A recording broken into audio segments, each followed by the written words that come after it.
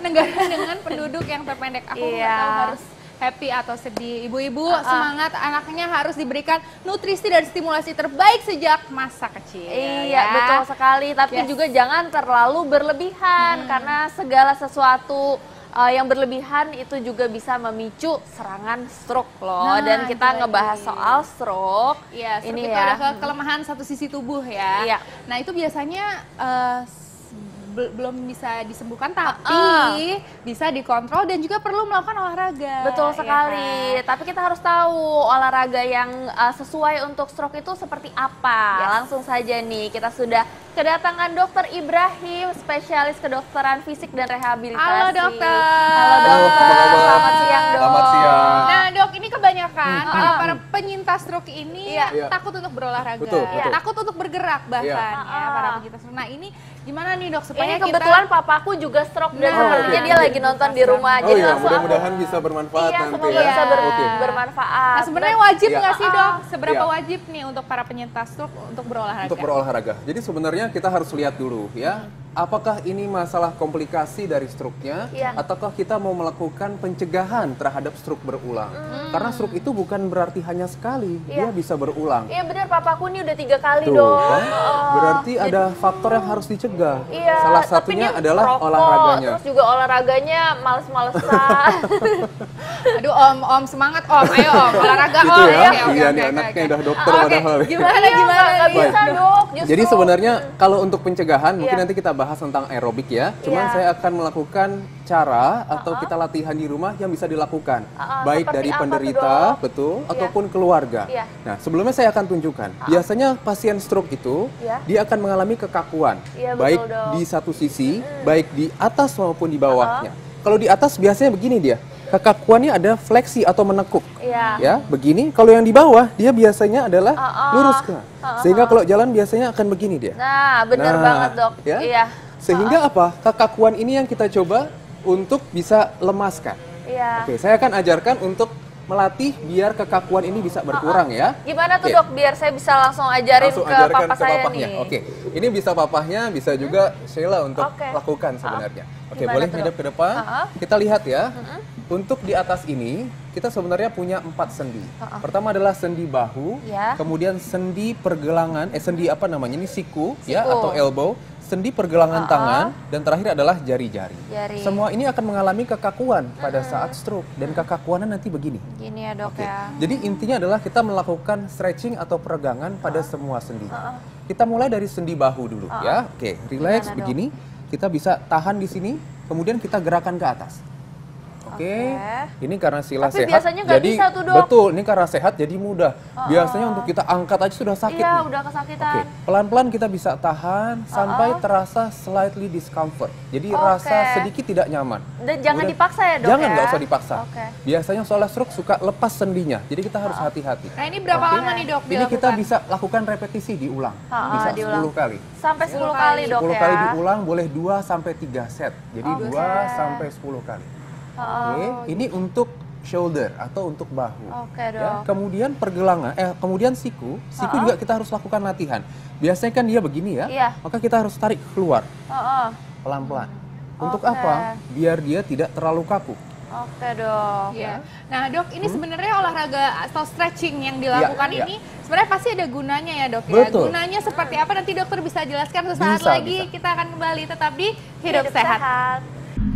Nah, kita kembali lagi di Hidup Sehat. Kali ini dokter masih banyak nih dok tentang mitos atau fakta yang beredar di masyarakat nih dok. Katanya nih dok, penderita stroke sebaiknya tetap lakukan olahraga ringan setiap hari. Ini sesuai dengan pertanyaan saya nih dok sebelumnya. Fakta atau mitos dokter? Ini fakta. Fakta ya betul. Dok ya.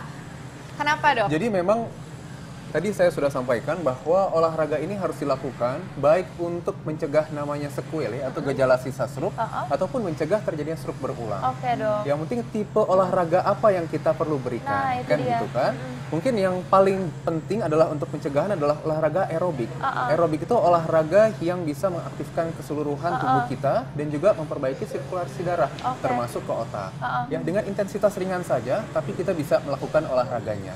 Contoh paling mudah misalnya berjalan, ya. Kemudian kalau ada yang punya kolam renang bisa berjalan juga di atas air. Berjalan di atas air. Berjalan biasa juga boleh. Tapi takut kepleset ya, Dok? Kita berikan ketinggian yang tidak terlalu dalam, ya. Jadi kita hanya berikan seperut saja.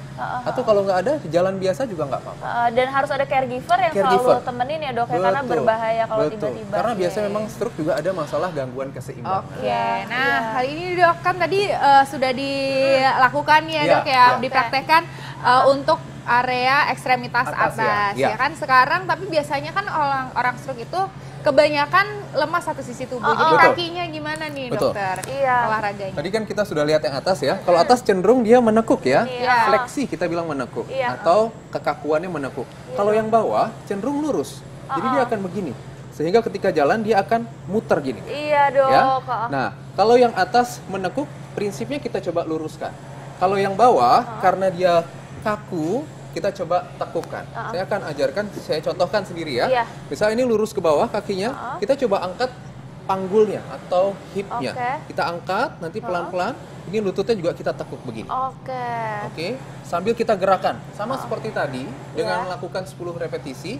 Yang terakhir adalah ankle dan footnya. Kita gerakan juga untuk mengurangi kekakuan, dan ini juga seperti pumping untuk mengalirkan aliran darah naik ke atas. Berarti ini fungsinya untuk pumping ya dok ya? Pumping dan juga mencegah kekakuan. Betul. Mencegah kekakuan. Oke dok. Tapi ini pasti pemirsa nih penasaran nih dok, karena masih berharap bahwa ada nih yang bisa menyembuhkan stroke. Apa bisa dengan olahraga atau dengan seperti tadi stretching itu bisa menyembuhkan nih dok? Jadi yang kita bisa lakukan adalah mencegah adanya gejala sisa dari stroke. Misalnya seseorang sudah terkena stroke, maka gejala sisanya adalah tadi kekakuan dan kelemahan ototnya. Itu yang kita harapkan tidak semakin parah ke depan. Jadi mau pasien stroke ini bisa berjalan, hanya bisa duduk, ataupun hanya bisa berbaring, gerakan yang tadi saya rasa itu memang harus tetap dilakukan. Baik oleh pasien sendiri, ataupun oleh keluarga maupun caregiver. Jadi walaupun tiduran nggak apa-apa, kita tetap gerakan. Yang tadi saya ajarkan ya, bahunya, kemudian sikunya, kemudian pergelangannya, dan terakhir adalah jari-jarinya. Karena masalah tangan, ini yang paling sulit nih. Masalah tangan otot kecil ya dok ya? Betul, ototnya lebih kecil. Jadi biasanya akan lebih bermasalah. Nah biasanya tuh sempat tuh saya pernah lihat tuh dok, dengan pakai bola-bola ataupun pokoknya intinya kita melatih genggamannya itu ya. Itu sebenarnya bisa juga ya bisa, dok ya? Betul sekali. Itu melatih hand function atau fungsi tangan. Kita mau pakai bola dan lain sebagainya kita bisa. Cuman pastikan bola tidak terlalu tajam ya, karena biasanya penderita stroke kan juga mengalami gangguan, ujungnya juga suka baal ya. Jadi takutnya kalau tajam nanti luka, lecet, tidak dirasakan, itu juga berbahaya. Nah dok, ini masyarakat bertanya dan ini kebetulan ayah saya juga nih, pasti dia bertanya juga nih di rumah karena dia udah terkena stroke 3 kali dok. Dan apa iya dok ini kemampuan otaknya sudah berkurang dok? Itu fakta atau mitos? Jadi ini fakta. Fakta. Bergantung dari seberapa luas daerah otak yang terkena. Ya, jadi setiap daerah otak kita memiliki fungsi dan peranan masing-masing. Kalau kita kena di depan, kena di samping, kena di atas, tentu akan memberikan gejala dan dampak yang berbeda. Kalau kita kenanya sempit dan kita kena luas, pasti akan berbeda. Sehingga daerah yang rusak itu memang akan mengalami penurunan fungsinya.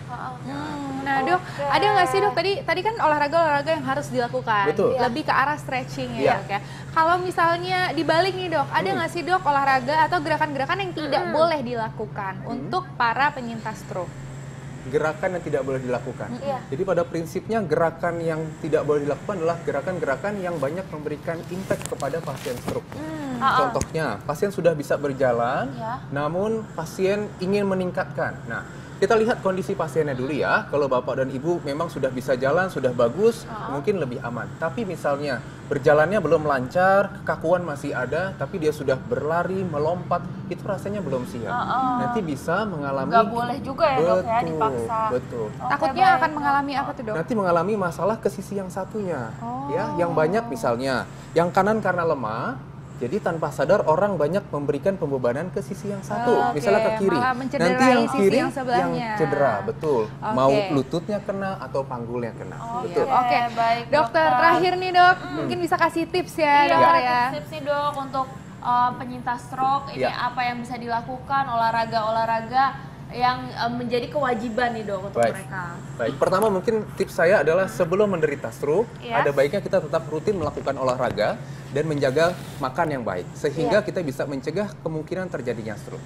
Kemudian kedua, jika sudah terjadi stroke, kita minimalisir gejala-gejala sisa yang mungkin terjadi dengan olahraga.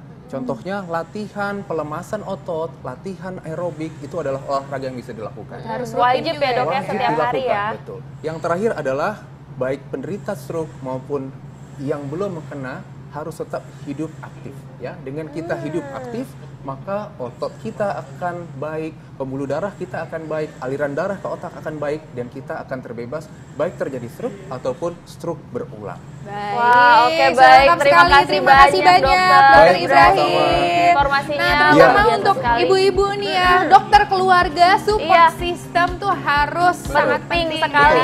Ya. Dan jangan dimarah-marahin kalau misalnya ya kasihan. Ini curhatan nih. Curhat ya untuk mamaku yang nonton di rumah. Jadi papaku jangan dimarah-marahin. Ya udah, dan juga untuk para penyintas stroke ya, itu harus tetap semangat ya. Semangat. Om yang nonton tetap semangat ya Om ya. Tante juga tetap harus semangat. Betul sekali. Jangan lupa nonton terus ya Hidup Sehat. Siap Senin sampai Jumat jam 1 sampai jam 2 siang live di TV One. Saya Dr. Eni Tarli. Saya Dr. Syawal Salsabila. Indonesia Hidup